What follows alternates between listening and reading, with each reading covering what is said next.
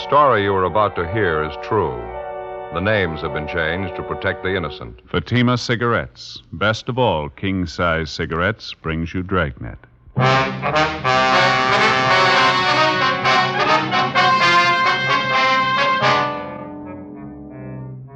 You're a detective sergeant. You're assigned to burglary detail. One of your informants contacts you by telephone. He says he wants to see you immediately. He claims knowledge of more than 24 burglaries committed in your city. He offers the information despite threats against his own life. Your job, investigate. The latest Fatima sales report shows thousands and thousands of king-size cigarette smokers are switching to Fatima. For the month of October, coast-to-coast actual figures show Fatima sales are up 110%, or more than double. Fatima, best of all king-size cigarettes. Definitely the best quality in its class, but the same price as the cigarette you're now smoking. Remember, thousands of Americans are switching to extra mild Fatima. Next time, insist on the best, king-size Fatima, in the distinctive golden yellow package.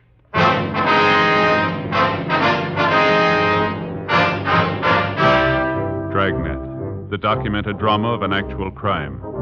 For the next 30 minutes, in cooperation with the Los Angeles Police Department, you will travel step by step on the side of the law through an actual case transcribed from official police files.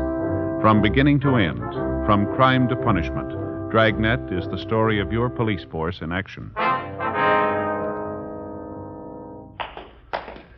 It was Monday, April 16th. It was foggy in Los Angeles. We were working the day watch out of burglary detail. My partner's Ben Romero. The boss is Captain Wisdom. My name's Friday.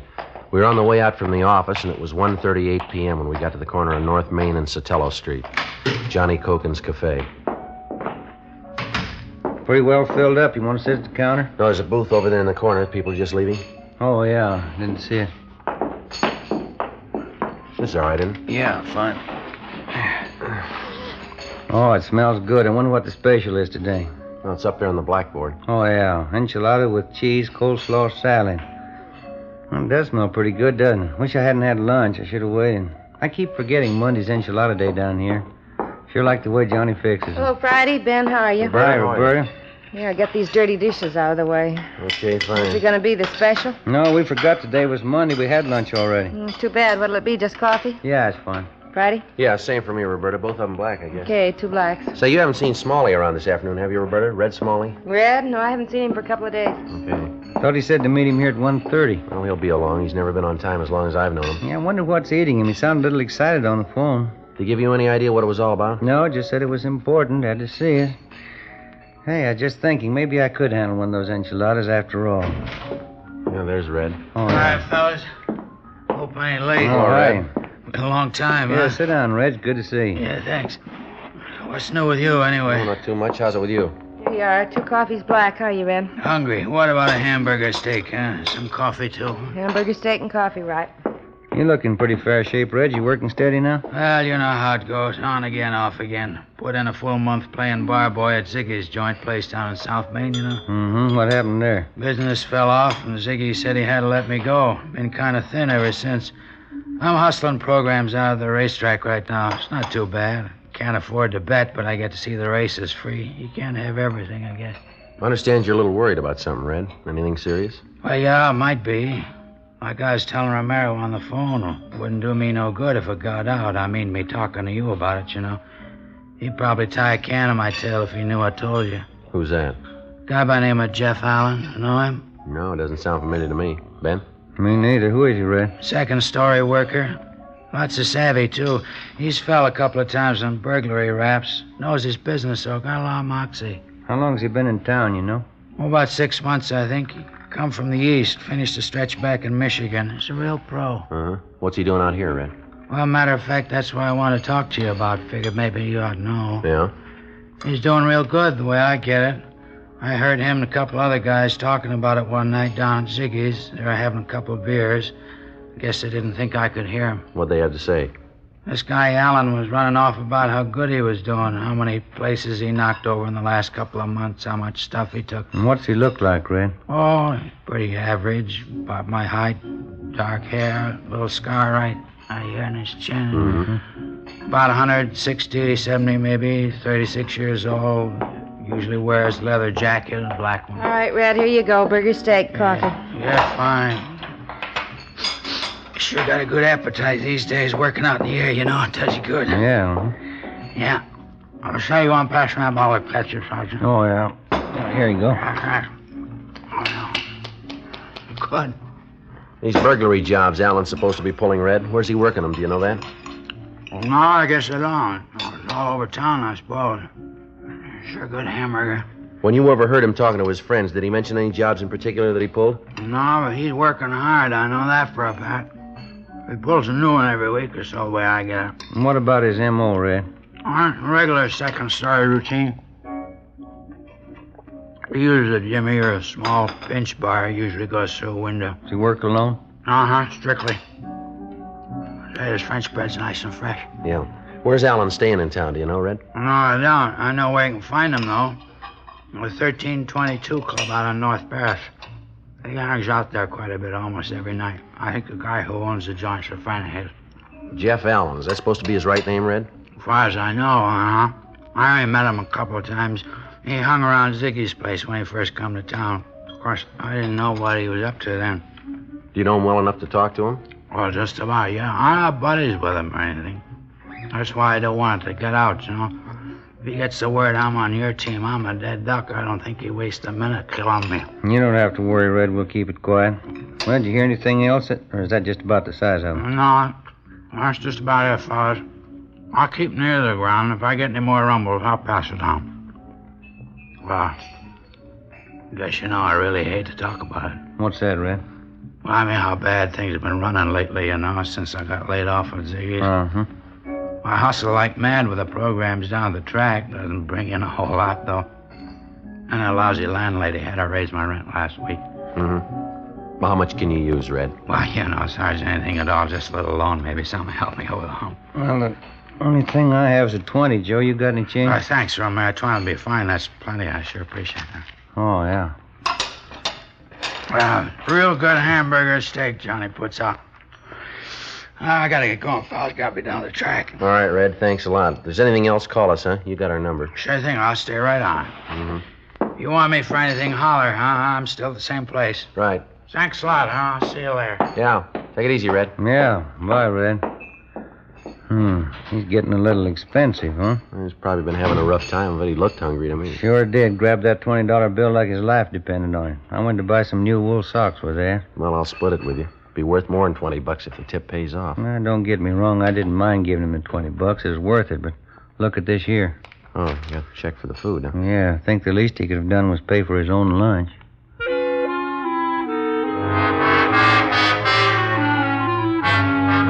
By and large, the character of the informant, in fact or fiction, isn't generally regarded with too much sympathy. To most people, the informant's nothing more than a stool pigeon, a squealer, somebody who, by the very act of informing, commits a sin against a supposedly popular unwritten law. Well, it's obvious that this isn't always so, because in the interests of law enforcement and justice, which means the betterment of the community, the informant very often plays a major role.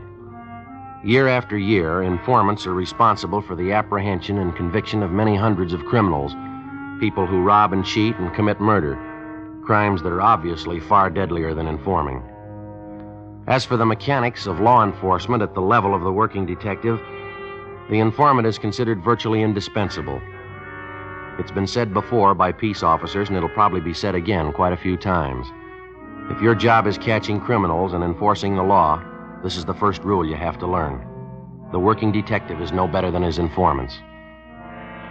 2:12 p.m. Ben and I had no idea if the information we'd gotten from Red Smalley was authentic or not, but it had to be checked out. We went back to the office and had Frank Cunningham and R&I check on Jeff Allen. We also had the stats office make a run for us on suspects with similar MOs.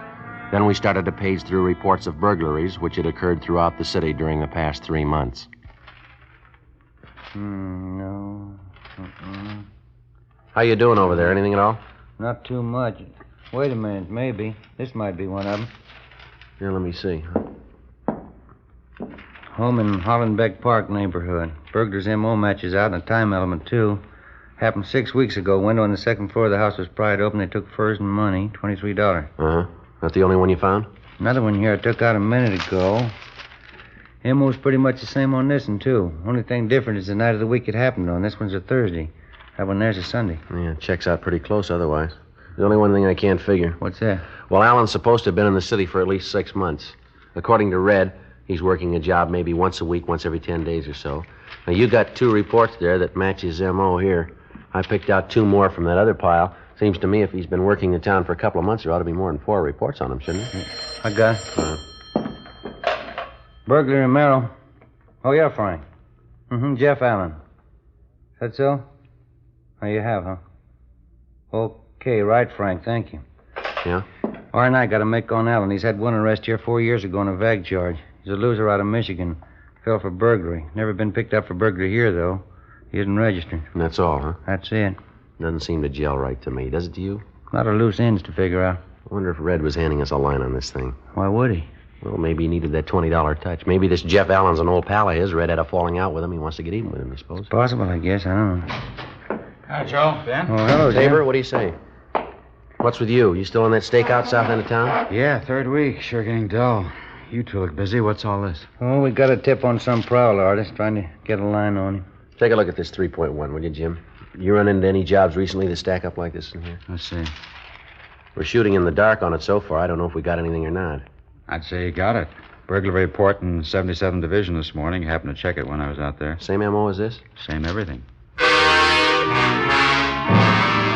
4:55 p.m. Ben and I went down the hall to the record bureau and picked up a couple of mug shots of the suspect, Jefferson Allen. Then we drove out to the 1322 Club on North Ferris Avenue in the Silver Lake District, the neighborhood bar where Allen spent most of his time, according to our informant, Red Smalley. We staked out in a car down the street where we could keep an eye on the front door to the bar and still not look suspicious. Between 5 and 7:30 p.m., we watched at least 24 customers entering or leaving the bar, but none of them came close to Allen's description. 8 p.m., nothing. By the time we were relieved on stakeout at 11 p.m., Allen still had failed to show. Late the following afternoon, we were back at the same spot, watching for a sign of the suspect. 6:48 p.m. How you fix for smokes? Oh, I think I got a couple left. Yeah, here you go. Oh, thanks. KGPL Los Angeles. I got a light here. Yeah. 11A, 6th and Spring. 11A, 6th and Spring. Hey, have a look, Joe. Gray hat, dark suit. Just came out of the bar. Yeah, it's coming this way. Yeah, I'll buy it. That's him. Getting in that blue sedan. All right, don't press him. Let's give him a good lead. Right. He's getting in. What do you think, Joe? Let's wait a minute. Yeah, okay, we're clear. All right. You got him spotted? Yeah, no trouble. That's a funny one, huh? Wonder why we didn't see him go in the bar. I don't know. Might be a delivery entrance in the back of the place we could have missed. Can you make out that license number? Can you pull out just a little? That's Yeah. good. Yeah, let's see. 7 Tom 7 972. I better check it. 80K to Control 1. 80K to Control 1. Control 1 to 80K. Go ahead. Control 1, request rolling make and DMV on 7 Tom 7 972. That's 7 Tom 7 972. Control 1 to 80K. Roger. Stand by. KMA 367. Doesn't seem to be in any great hurry. Barely poking along. Where is he now? I can't see. Just turned right onto Bronson. I want to give him plenty of lead. Uh-huh. Yeah. That's him up ahead there. He's picking up speed. Now, don't lose him. Right. Control 1 to 80K. Control 1 to 80K. Come in, please. Here we go. 80K to Control 1. Go ahead. 7 Tom 7972. The car is registered to D. Denver J. John Carpenter, 1322 North Ferris Avenue, Los Angeles. 80K to Control 1. Roger. KMA 367. Carpenter, same guy that owns the bar, isn't it? His Allen must know him pretty well. Well enough to use his car. Wonder what the pitch is there. You checked on Carpenter, didn't you? Yeah, clean bill of health, no record. Hey, up ahead there. Now he's slowing down. Yeah. Turning up on that driveway. Pull up under that tree there, huh? Right. Yeah, that's fine. See him? Uh-huh. Getting out. going into that bungalow over there. Letting himself in the front door. No sign of anybody else there, huh? No. House was dark when we drove up, wasn't it? He couldn't be living there alone. He might be. Doesn't make much sense to me. Why would a single guy get himself a house that big? Well, let's wait it out. Maybe he'll come up with the answer. 9:15 p.m. We continued our stakeout on the bungalow on South Bronson Avenue. A little more than an hour passed when we saw the lights go out in the house. The suspect, Jeff Allen, came out the front door, locked up, got in his car, and drove off. Ben and I followed him. He drove directly to the bar on North Ferris Avenue, the 1322 Club. He parked his car and went inside. Ben and I drove back to the cottage on South Bronson and let ourselves in through the back door. A preliminary check of the house failed to give us any real proof that Allen was the suspect we wanted. The only possible lead we came up with was an expensive hunting rifle, which we found stored away in one of the closets. We copied down the serial number on the gun, drove to a neighborhood cigar store, called the office, and asked him to check out the number for us. Yeah, right, Murph. We'll wait for the call. Yeah, thanks. How'd you do? Gonna check it through now. They'll call us. Good. I'm a little hungry, aren't you? Would you like candy bar? No, I'm getting a little tired of them. I wouldn't mind a square meal, though. My back's killing me. Never been so sore in my life. Why, what's the matter? Did you fall? No, nothing like that. It's my snoring again. You're snoring. What's that got to do with it?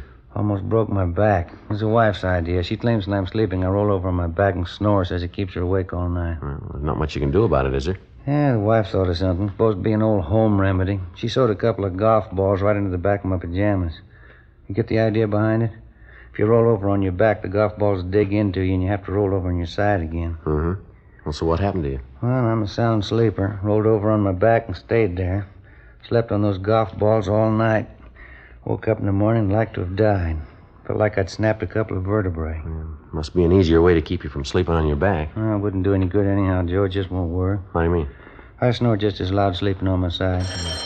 I get it. Hello?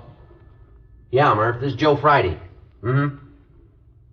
W615344? Yeah, that checks. That was the serial number on it. When was that? Uh-huh. Yeah. Yeah, okay, Murph. Thanks. Bye.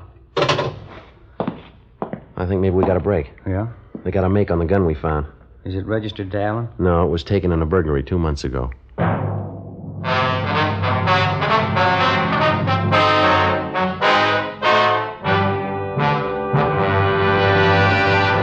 You are listening to Dragnet, authentic stories of your police force in action. Millions heard it, yet only 46 have written. Starting on Dragnet over a month and a half ago, on September 20th to be exact, Fatima made a special money-back offer to more than 10 million listeners. The results? Amazing. Millions heard it, yet only 46 have written. If you smoke king-size cigarettes, listen to Fatima's famous offer. Buy a pack of Fatimas.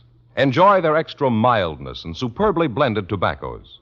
If you're not convinced Fatima is better than the king-size cigarette you're now smoking, just return the pack and the unsmoked Fatimas before December 1st, and we'll give you your money back, plus postage. Fatima, Box 37, New York 1. Fatima's latest sales report shows Fatima sales up in every state in America.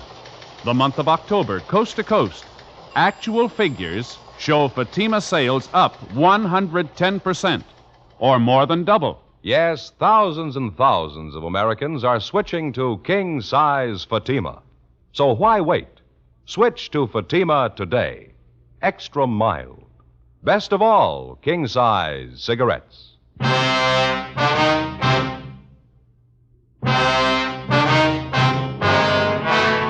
Tuesday night, April 17th, 10:38 p.m. We got additional information from the office on the hunting rifle that we'd found in the bungalow to which we'd trailed the suspect, Jefferson Allen, a few hours earlier. The gun was registered to a Mr. Robert LaSalle, 3008 Bush Street. The rifle, along with $300 in jewelry and $48 in cash, had been taken from LaSalle's home 2 months before during his family's absence. The burglar's method of operation matched Allen's alleged M.O. exactly. 10:45 p.m. After arranging for a stakeout to be placed on the bungalow on Bronson Avenue, Ben and I drove to the 1322 Club on North Ferris, where we located the suspect, Jeff Allen. Yes, sir, that's correct, Sergeant. I'm from back in Michigan originally. Been out here about 6 months now. Think I'm going to like it. Sure can't beat this weather, huh? You've been working here at the bar ever since you got in town, is that right? No, not quite. I've been here for about 4 months. It's kind of a handyman job.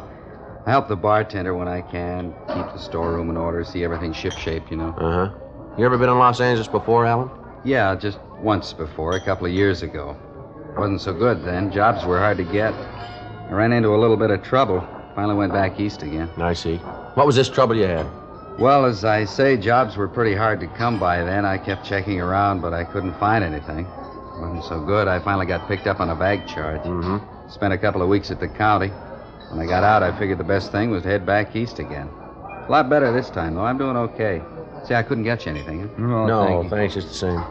There's something maybe you'd like to talk to me about? Anything I can help you with? It's a routine checkup we're on. Got a few more questions for you, if you don't mind. Sure. Let's take one of these booths back here, huh? Might as well be comfortable. Yeah, okay. Go ahead. You sure I couldn't get you anything? A bottle of beer, Coke, maybe? No, thanks. You have your family out here with you, Alan, your wife? No, I'm not married, Sergeant. I haven't taken the plunge yet. Figure there's plenty of time for that. It's hard enough to keep myself going these days, let alone a family. Yeah, I know what you mean. You ever been arrested before, Alan? I mean, other than that vag charge you mentioned, you ever served any big time? Yeah, matter of fact, I have, back in Michigan. Pretty dumb trick. I got in trouble as a kid. Burglary. Served all my time, though. I don't owe them a day. I'm washed up with that stuff a long time ago. It just doesn't pay, that's all. And that last time there was any trouble was that vag charge. Is that it? Yes, sir, that's it. As I say, I'm all washed up with that stuff. It doesn't pay off at all. I got wise to that. Mm-hmm. Glad to hear it, Alan. You figure you're going to stay on here, then. Make this your permanent home. Yeah, I think I might. I sure like the weather. Job suits me, too. Boss even lets me use his car once in a while. Pretty nice, huh? Yeah, huh? Where you living now? You got an apartment in the neighborhood here? Yeah, I got an apartment. Nice little place. Not exactly in the neighborhood, though. It's out in West Hollywood, right on a bus line. No trouble getting into work. Just a small apartment. Whereabouts in West Hollywood? You mind giving us the address? No, it's on Norwich Avenue. Why do you ask? It's part of this routine check we have to make. You mind very much if we drive out there with you, Alan, and look the place over? No, I don't mind. I mean, if you figure I need checking out, I'd just as soon clear it up now. I got nothing to hide. Do you want me to get my coat? No, that's all right. Say, I should be back here in an hour or so. What do you think? I mean, it's just a routine check. It won't take long, will it? No, not too long. I suppose you can figure that better than we can. How do you mean? You said you had nothing to hide. 11:20 p.m. We drove the suspect, Jeff Allen, to his apartment on Norwich Avenue. It was more than 2.5 miles from the bungalow on South Bronson, where we'd followed Allen earlier that night and where we'd located the stolen hunting rifle. While Ben and I made a thorough check of the apartment, Allen sat relaxed in an easy chair. Ben and I covered everything in the apartment, but there was no evidence of any loot taken in the burglaries. That's about it, Joe. Checked everything. Okay. That's about it, huh, Sergeant? You fellas want a beer before we go back to the club? Just one or two more questions, Alan, and I think we can wash this thing up. Sure, Sergeant. Do you rent some other place in town? Another house or an apartment, maybe? Another place? No, why would I do that? This is my apartment. This is where I live. Why do you ask that? About 6 o'clock tonight, you were seen going into a bungalow over on South Bronson, the same neighborhood as the club where you work. We got a pretty good idea that there's quite a bit of loot from burglaries stored in that house. I don't follow you, Sergeant. I don't know what you mean. I don't live on South Bronson. I live here. You ought to be able to tell that. You were seen going into the bungalow, Alan, about 5 minutes past 6 tonight. We found a stolen hunting rifle in the house. It was taken in a burglary. You think you want to tell us about it? No, I can't tell you anything about it. I don't have any bungalow on South Bronson. I'm not even sure I can tell you where the street is. Well, you better get your hat, mister. We'll show you. 11:48 p.m. We got in the car and started driving down Beverly Boulevard back toward the bungalow on South Bronson Avenue. When we got to the bungalow, the suspect still refused to admit that he had a key to the door or that he was in any way concerned with the place. We had him empty his pockets, and among his possessions we found a ring of keys. We tried them on the front door of the bungalow. The fourth one we tried opened it. We went inside. Allen still would admit nothing. Ben contacted the landlady next door, and she said she'd be right over. I continued questioning him while Ben checked through the house again. Hey, Joe. Joe, you want to come back here? I think we got something. Yeah, all right, Ben. You want to go ahead back there, Allen? Sure, okay. Still can't tell you what the score is, though. I don't belong in this place. It ain't mine. Well, that key you had seemed to fit the front door all right. How do you figure that? That doesn't mean anything. I had that key for years. I think it's a skeleton key. Opens almost any kind of lock. Down here, Joe. Small basement here. Leads right down off the kitchen. Yeah, all right. Go ahead, Allen.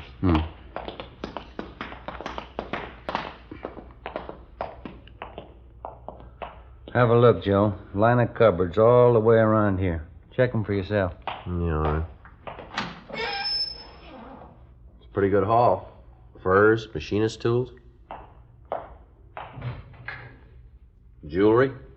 Quite a bit of it here. A couple of radios. 2 more hunting rifles. Come on, how about it, Alan? You want to save time for all of us now? You got it wrong, Sergeant. This isn't my place, I told you. When I got out of that trouble back east, I made up my mind I was all washed up with this kind of stuff. This house isn't mine. I haven't got anything to do with it. You're kidding yourself, Alan. You know that. No, you got it all wrong. You got it all mixed up. Well, we'll let the landlady tell us. The woman who owns this house, she's on her way over from next door. She ought to be able to tell us who she rented the place to. Wouldn't you say so? Wouldn't you? She might be wrong. It's possible. No, look, we got you dead to rights, mister. Why not face it? Can't. Won't do it. I made up my mind the last time. It wouldn't happen again. I was all washed up with it. I won't go through it again. They'll send me back. I won't be able to take it. Maybe you should have figured that before you started in. I didn't mean to. I was all washed up with that stuff. I told you that the first time I saw you, didn't I? Yeah. I was sure of it, too. I wouldn't try it again. Didn't pay. It's just what I told you. I'm all through with it. I'm washed up with it. I never lied to you, did I? What's the difference? Huh? You lied to yourself.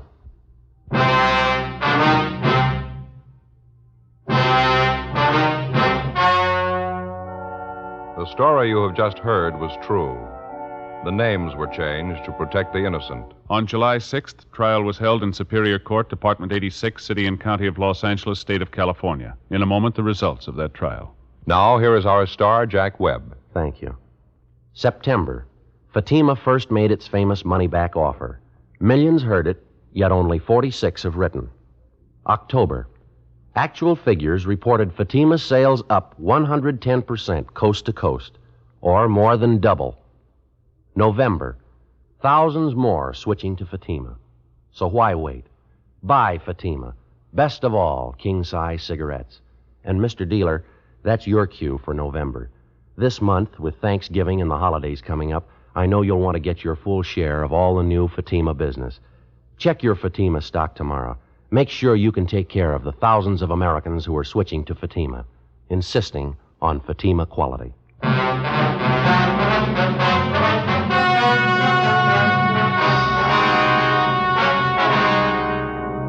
The apprehension of the suspect, Jefferson Harold Allen, resulted in clearing 22 cases of burglaries committed over the past 4 months. Allen was indicted on 22 counts of first-degree burglary and received sentence as prescribed by law. First-degree burglary is punishable by imprisonment in the state penitentiary for not less than 5 years. Ladies and gentlemen, only 2.6 patients out of every 100 reaching the most forward hospitals in Korea died later.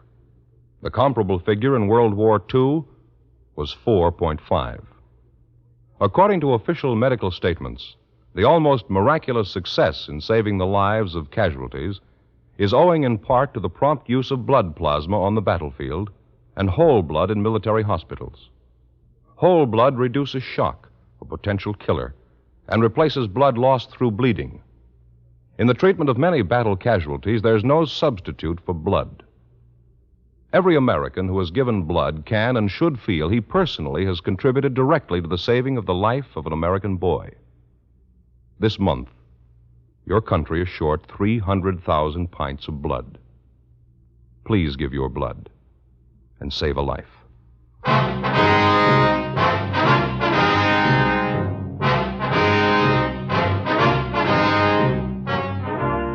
You have just heard Dragnet, a series of authentic cases from official files. Technical advice comes from the Office of Chief of Police W.H. Parker, Los Angeles Police Department. Fatima Cigarettes, best of all king-size cigarettes, has brought you Dragnet, transcribed from Los Angeles. Today's the silver anniversary of NBC.